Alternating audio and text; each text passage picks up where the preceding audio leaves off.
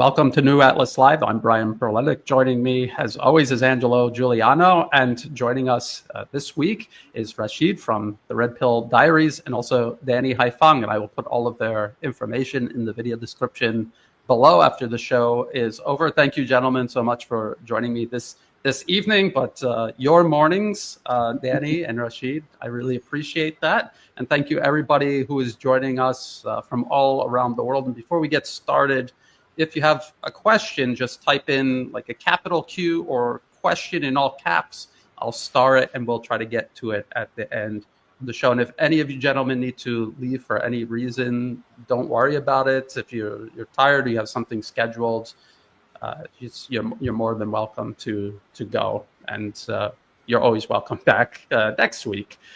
So why don't we get right into the topic? The topic is basically continuity of agenda. The topic is the Trump administration waging war against Yemen, a complete continuation of the Biden administration's policies in the Middle East. Why? What is the reason for that?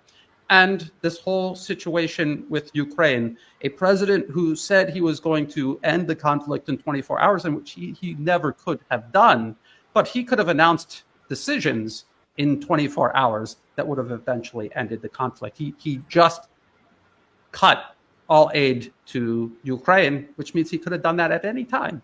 And he could have walked away from the whole conflict and it would have wrapped itself up. But he's not. Why? So we're going to get into all of that. I think a good place to start will be Yemen. And I'll just start with this, just a starting point. This New York Times article: Trump orders attacks on militant sites in Yemen and issues a warning to Iran. So what did we warn before President Trump even stepped into office?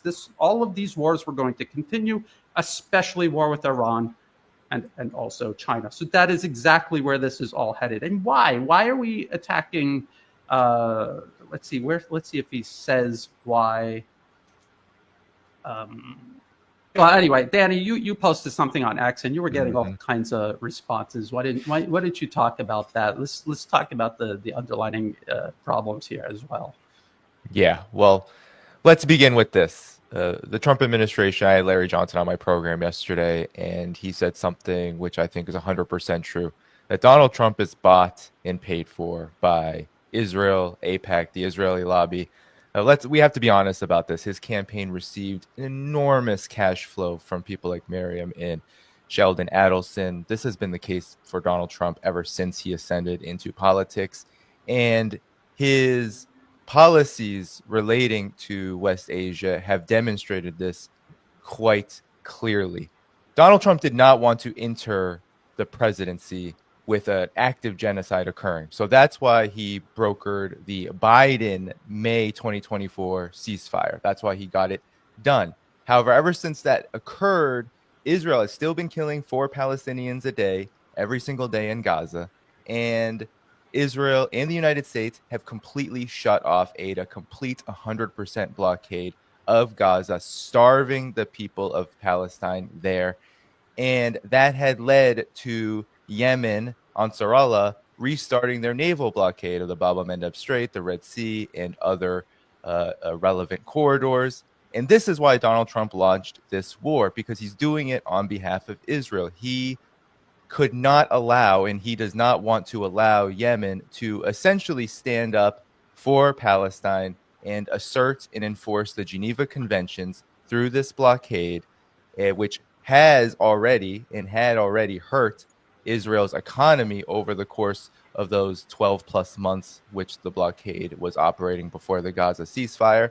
So he decided to go scorched earth on Yemen, just like the Biden administration did on multiple occasions. And what did that end up doing? It did very little except for kill civilians, destroy Yemen's infrastructure, and Ansarallah and the resistance kept going. And that is exactly what's going to happen now.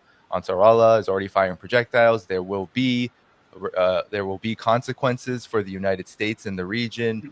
You can bet that destroyers will be targeted in the Mediterranean. This is what's going to happen from here. But this really is all about Donald Trump pursuing the same exact policy as the Biden administration. And so when I pointed out that Donald Trump's foreign policy record now will include the starvation of Palestinian people and the continuation of Israel's U.S.-backed war in the region, now hitting Yemen, people from the so-called MAGA contingent couldn't handle it. They are having what I believe is a similar reaction from, and I came of age during the Obama era, so I know this very, very well. And I spent years criticizing and condemning Obama's foreign policy and getting just an immense amount of flack from the so-called Democratic Party, quote unquote, left side.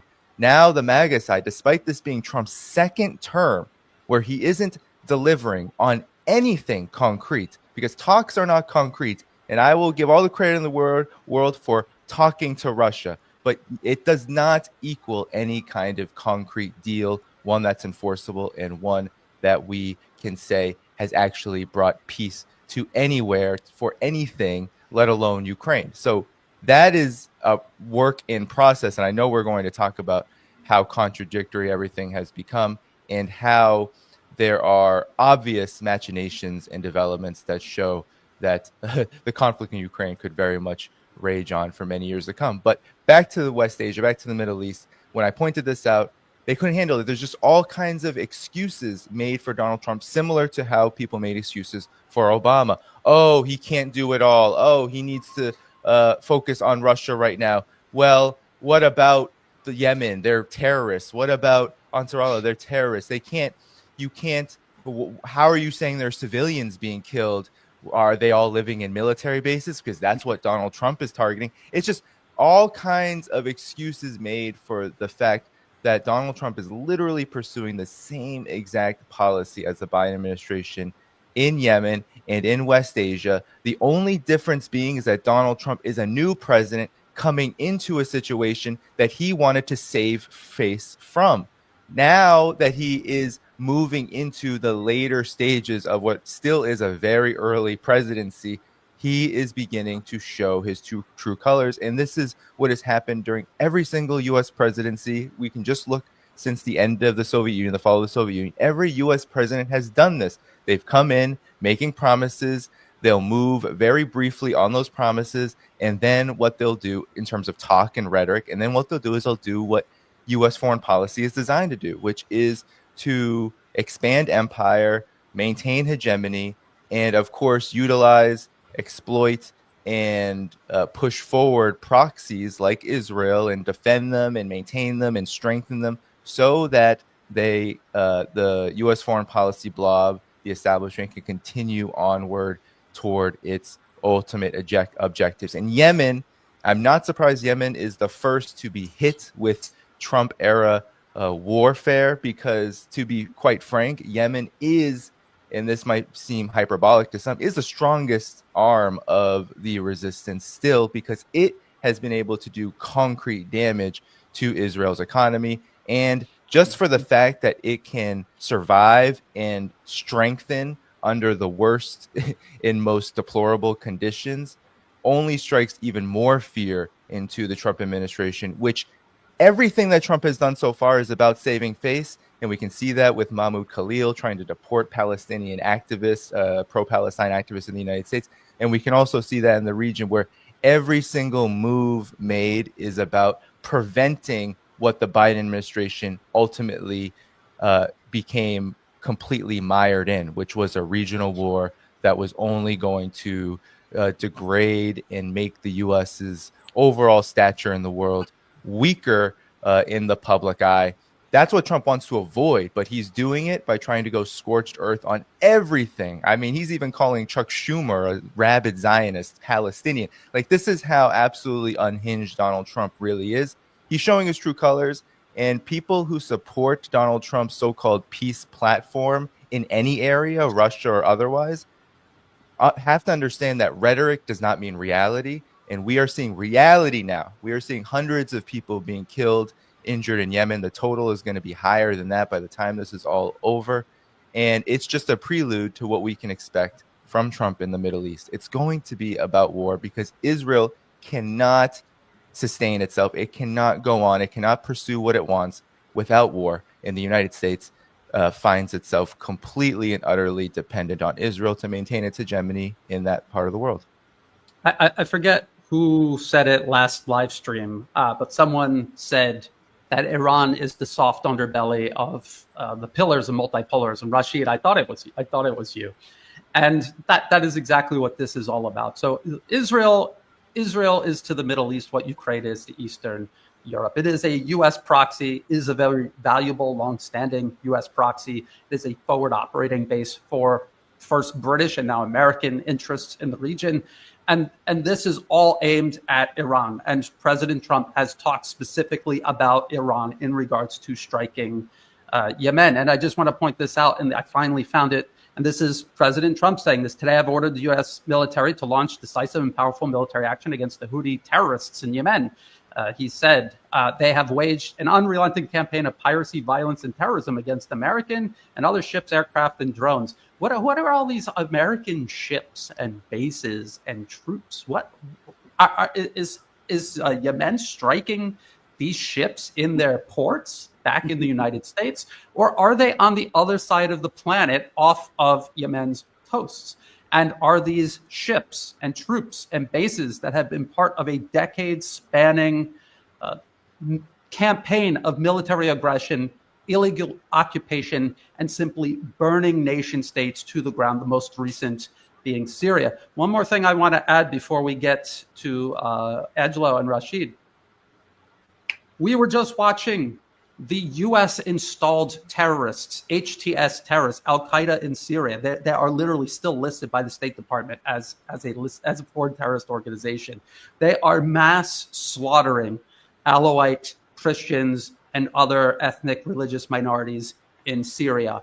And President Trump is dropping bombs on Yemen, but he doesn't have even one bomb to spare to drop on al-Jolani's head in Damascus. Not a single bomb or Tomahawk cruise missile to spare to target the infrastructure of HTS, a U.S. government-listed terrorist organization. They have even bombed targets in Syria, just not HTS, al-Jolani, or the infrastructure he is using to mass slaughter civilians. Again, Danny, you're talking about ridiculous excuses. Oh, Brian, aren't these the supporters of Assad? No, these are just ordinary people who do not want to live in a country ruled by a literal terrorist organization. The one thing everyone involved, whether it's the U.S., Russia, China, UN, doesn't matter, they all agree HTS is a terrorist organization. So it's just off the tracks in complete insanity. And people who are still supporting Trump at this juncture are, by necessity, they're ignoring all of this. They're sidestepping all of this. They will not address any of this. It gets worse when we actually talk about Ukraine. But Angelo, I'll give you the floor, and then Rasheed, and then we will continue wading through all of this. But when it comes to MAGA, it can be counterintuitive, especially for people that actually have a very superficial approach. Because you see, we could actually play the devil's advocate. They come up, what do they say when it comes to Israel? They say, well, MAGA, Trump, they stopped, slaughtering Palestinians. Well, there was nothing actually when Trump came into power, there was nothing else to destroy in Gaza. Gaza was completely destroyed.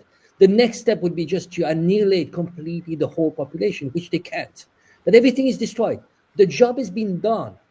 It's the preparation for real estate project. It's been done. Now it's looking for options to displace people. No, and so we can play the devil's advocate. What we are getting is in terms of answers from MAGA people. The same with Ukraine. Is actually reaching out to Putin and is talking to Putin. Well, okay, well, that's a good thing. At least it's slightly better than Biden. But he has his plan, and we have explained the plan.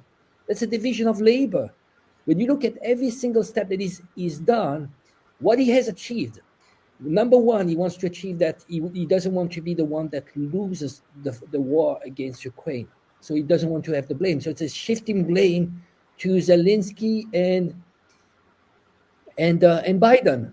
But what he has achieved there is that basically EU now is in a position that they can raise 800 billion euro, which was impossible before. Now, they've been trying to raise the military spending to 3 to 5%. Now, they might be able to reach 5%. And this is going to be a burden for EU. Now he can actually shift the attention and the resources towards China. So the problem is that that's what we're facing. We're facing people that have a very selective view on what is happening. Why is he reaching out to Ukraine? It's very simple. The Ukrainian front is collapsing, but people have a very selective approach. They see what they want to see. And believe me, Brian, if Trump does something good, I will be the first one to say he did something good. I will. I have no reason. I'm not part of a cult. And they simplify. When you start, criticizing Trump, oh, you are pro-Biden. I mean, Biden was the worst. I've been hitting on Biden the whole time. And believe me, I don't take any pleasure to hitting on Trump. But I hit on Trump because we do the homework. We know it's about analyzing the speeches. And I think when you look at the especially the speech on exit, I think Peter exit, that speech was so important. And people, they haven't been listening. They've been selected on what they wanted to listen. And when you look at the whole strategy, it does make sense, actually. It's a division of labor. And ultimately, there was even, I don't know if you guys noticed, Trump, what he wants to do is to make sure that the gas and oil, the prices go down. And actually, it's very similar to what they did to the USSR. Remember, the US reached out back then to Saudi Arabia to actually increase the production so it would actually make the prices of energy, and especially oil, to drop. And that was extremely damaging to USSR. So the USSR's economy started suffering. They are trying to do that at the same time. And I think they're very simplistic. They don't realize that it's not going to work with Putin. This is not the Russia you have today. Is not the USSR, in the 80s and 90s. So I will maybe I'll leave it to Rasheed. But the problem we have is just people are just being very selective on what they want to see and superficial. It is about doing the homework, really. What's the long-term plan? And the long-term plan is very clear. It's a division of labor, that's all. But the objective is the same. Rasheed. I think what's missing is time. I think that gets overlooked in the whole situation. When you look at the massive debt that the United States continues to run, when you look at the deficit spending that she continues to run her government and her military on, that is one of the main things that should be key. So when we look at the strategic area like West Asia and what's going on right now with Yemen, Somalia, North Africa, and the move towards Iran, the reason that they're doing it is because of time. The empire is running out of time. Desperate times call for desperate measures, and they're moving. They're trying to soften, as I said before, they're trying to soften up the Middle East so that Israel can make its move on Iran, so that they can try to, in their minds, to neutralize Iran, so that the United States could then focus on China while Europe tries to keep everything smoldering between Ukraine and Russia, because the empire's debt situation won't allow it to reach all its tentacles out like it used to. And most people, when they're talking about the economic, the military situation, they don't understand that the U.S. is vying for time.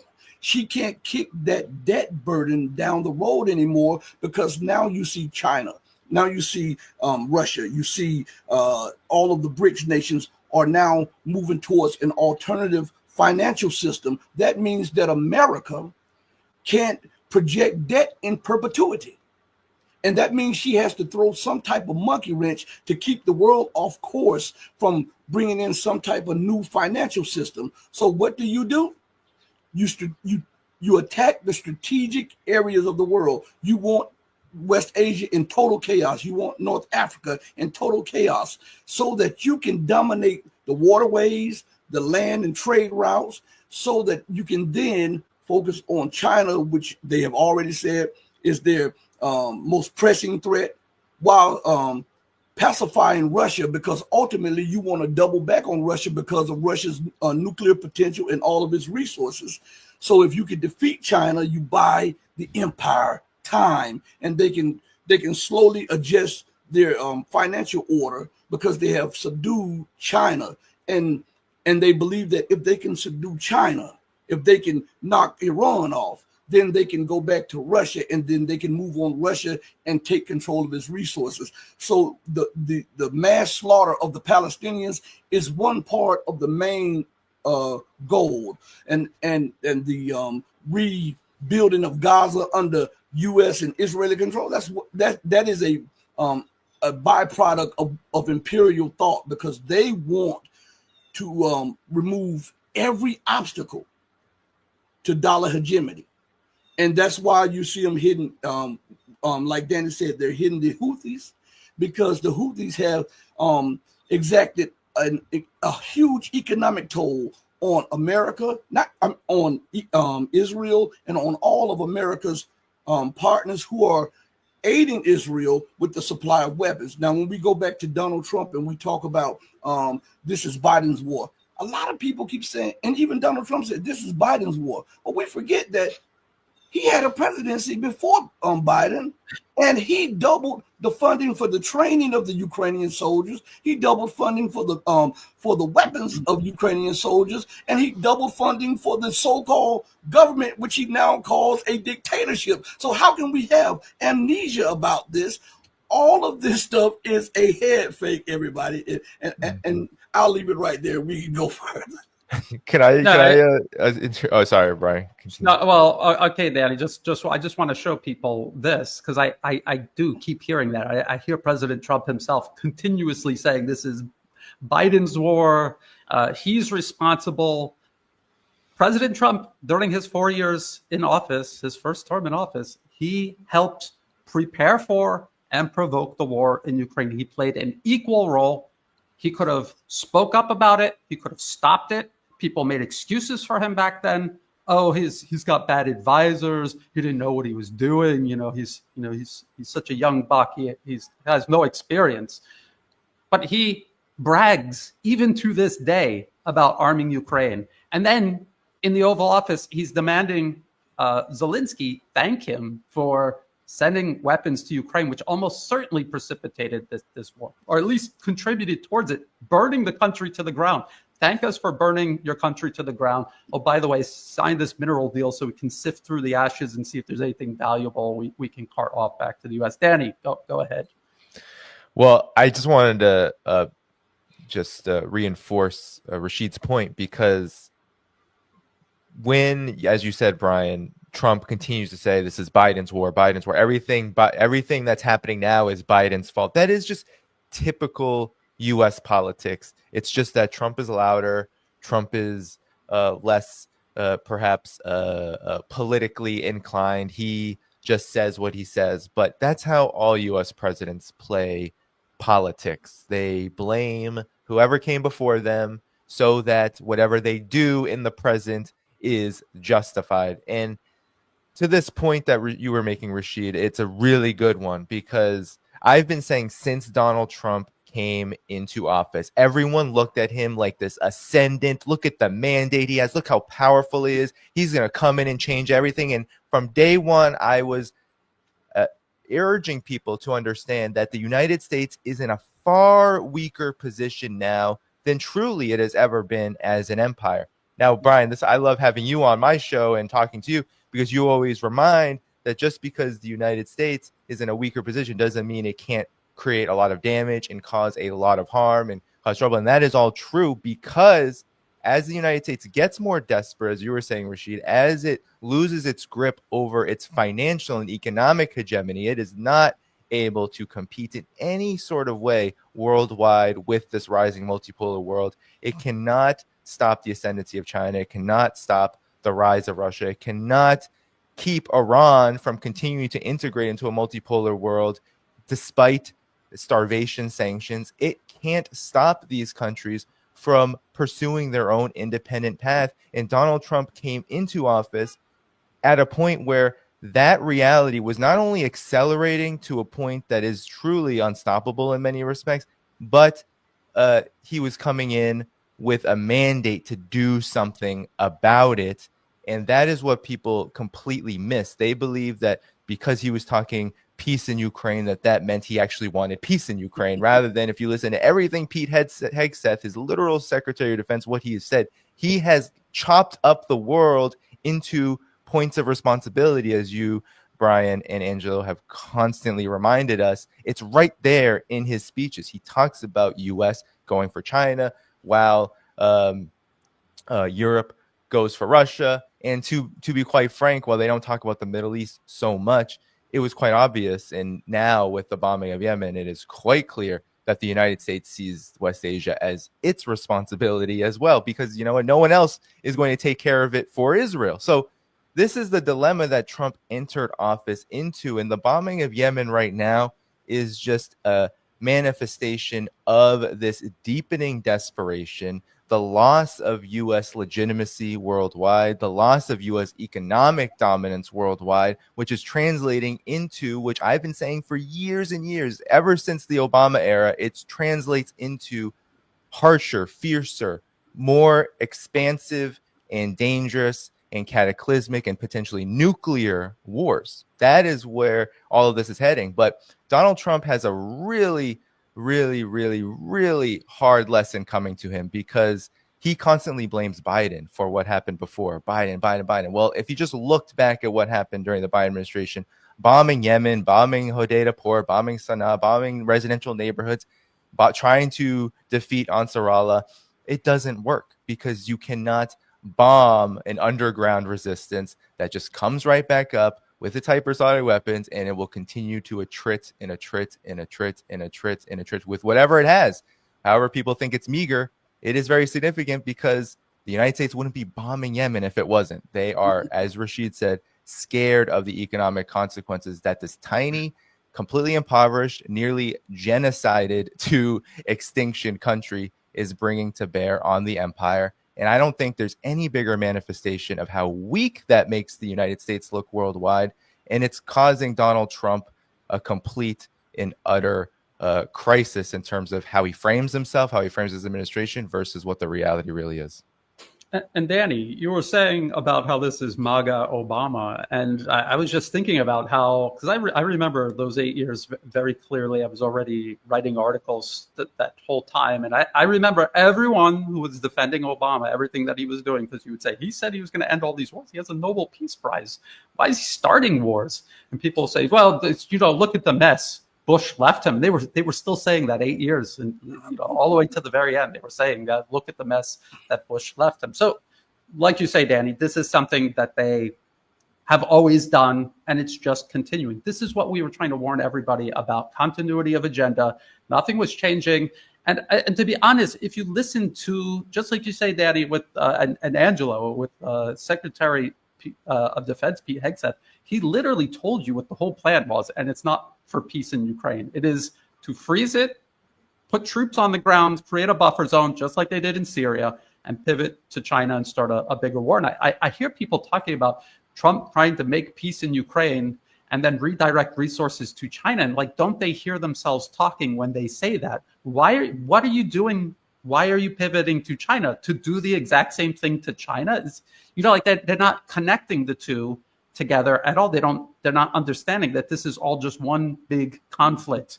Russia, Iran, China, and everything in between and everything beyond. It is the U.S. clinging to its empire. Now, since we have been talking on and off about Ukraine, why not just get into Ukraine? A lot happened since the last time we did a live stream.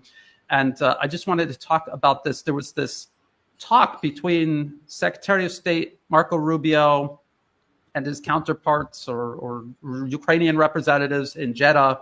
And they were talking about this ceasefire, right? And then he said, the ball is in Russia's court. Everybody heard that. And then everyone watched Kai Kallas, Ursula von der Leyen, Emmanuel Macron, Keir Starmer, the Prime Minister of the UK, also said literally the exact same thing. And we have been warning about this since all throughout the 3 years of this war, that the U.S., if they cannot win, they're going to try to freeze it. They're going to try to create a buffer zone. They're going to try to maneuver Russia into a corner where they either have to pick to go to war with Europe or just accept what they have right now. That is exactly what we are watching right now. And the other thing I want to point out is this. We are hearing about the UK and France talking about putting troops on the ground in Ukraine. And we continuously hear people talk about how the UK and France and others in Europe, the Europeans in general, are trying to derail President Trump's peace process. And in reality, they are literally doing exactly what Secretary of Defense Pete Hegseth told them to do in February. And I have it right here. This was Secretary Hegseth right here. Any security guarantee must be backed by capable European and non-European troops. If these troops are deployed as peacekeepers to Ukraine at any point, they should be deployed as part of a non-NATO mission, and they should not be covered under Article 5. And there must be a robust international oversight of the line of contact. So they're not talking about a lasting peace. They're talking about freezing it and creating a buffer zone using Western troops or tripwire force. And now you have Prime Minister Keir Starmer talking about troops on the ground, planes in the sky to secure the Ukraine peace deal. So this isn't the UK undermining President Trump. This is the UK doing exactly what they were told as part of Secretary Hegseth's Division of Labor directive. It is so plain and clear for all to see. And we remember Secretary Hegseth telling Europe, you need to spend more, you need to expand your arms industry. And then after a couple of weeks of theater, pretending that there was this huge fallout, this split forming between the US and Europe, every single European leader took turns, almost literally, like so this was Ursula von der Leyen announcing this huge plan to increase arms production and aid to Ukraine. And then this was the United Kingdom Secretary of State for Defense, John Healey. He literally says to Secretary Hegseth's face, right across the table, you challenged us to step up on Ukraine. So he's talking about that February 12th directive Secretary Hegseth gave on defense spending, on European security. And I say to you that we are, and we will further. And they're talking about how they have already made an unprecedented increase in defense spending in the UK. So I just, I don't understand how people are at this point are not seeing this. They saw Secretary Hegseth lay all of this out, and now they have watched Europe, like a checklist, one after the other, do literally verbatim what they were told to do. And somehow people are imagining this is a split, and somehow they're trying to undermine President Trump's peace process. There is no peace process. This is Minsk 3.0. And that is what they're trying to push on Russia. And I think Russia understands that. I think they see through it. And I think what they're doing is paying lip service to the West, giving them an exit ramp, whether they want to use it or not. And they are preparing to continue with the special military operation. Okay, so Danny, you went. How about Rasheed and then Angelo? When it comes to Europe, I think the West wants to bleed Russia. They want it in a weakened state. Remember, I said that they want to attack Iran, then they want to go take out China, then double back on Russia. In their minds, when they double back on Russia, they want it to be bled to death. They want Russia to have expended a lot of energy, economics, and blood, so that it'll be a little bit more easier for them to then enact their plans of balkanization of Russia. But the thing is, when you examine it, those in power in the West, they don't realize that they're not in the position that they were in 10, 20, 30 years ago, politically, geopolitically, or economically. And the clock is, again, we go back to time. The clock is ticking, and some of them understand that they don't have the luxury of time anymore. So they must put on, divide up the areas of responsibility. And to try to keep Russia pacified over here because they believe that America will eventually win against Iran. America will eventually subdue China. And maybe we can hold Europe long enough so that America can double back and beat Russia. That's the mind of exceptionalism. They're not looking at the reality on the ground or the reality in the economic sphere. When you have something akin to $666 trillion in U.S. debt that's not accounted for, they're not looking at the $5 to $6 quadrillion derivative market. They're not looking at the $37 trillion in open debt. They're not looking at the rise in poverty, unemployment, the dissatisfaction within America, the dissatisfaction within Europe. They're not looking at any of those things. They believe that if they can keep everybody divided, then they can suppress the masses of the people and then continue on with the empire so that they can keep the dollar. It's all about keeping the dollar as the main economic tool of commerce, because without that, not only does America lose, but Britain lose, and the EU loses, because the pound, the euro, and the dollar are all tied economically, and this project called the EU will collapse, and so the time is not with them, so they are now desperate, and desperate people do desperate things. What's rational to you, what's rational to Angelo, what's rational to Danny, is not rational to irrational people. So they're going to keep on because they believe that they have the might, they believe they have the right, and they believe that they pulled it off before, so they can pull it off again. And they're using the same tools of empire. They just don't know that the empire tricks no longer work, because the world is wising up, the world is rising up, and we're looking at a new paradigm that excludes a hegemon. We're looking at a new global paradigm that is coming into the works, that is talking about a more fairer, more just world. And in the eyes of America, in the eyes of Britain, this is unacceptable. And I believe that this is going to push